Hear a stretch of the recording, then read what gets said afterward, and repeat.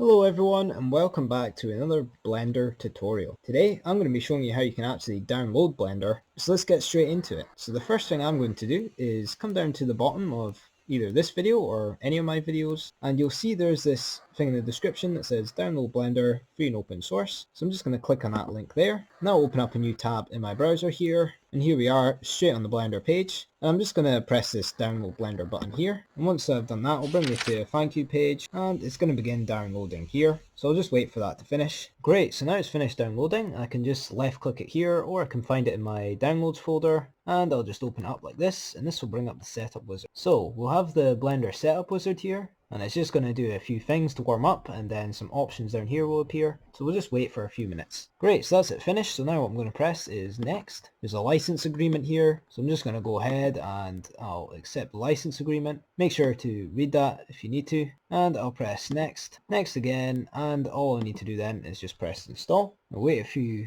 seconds, and then so after a few seconds a pop-up like this will appear, and you'll just need to press yes, and now the Blender has been given permission to install it onto your computer, and so it'll go ahead and just install. If you have a version of Blender already, it will now update your Blender version to the latest version, which in this case is Blender 2.93.1. Great, and now that's done, this menu will appear, and I'll just press finish. Now if you want to start Blender, you can come in here and type it in your search bar. I have it pinned to my taskbar, so I'll just left click Blender, and you'll see it will open up like this, and now you are ready to get started with Blender. To make this menu disappear, just left click off, and now you can get started with the next tutorial. Hope you all found this tutorial useful. If you did, make sure to like and subscribe, and hit the notification bell if you want to be notified when I make more videos in the future. Thank you all very much for watching, and I'll see you in the next video.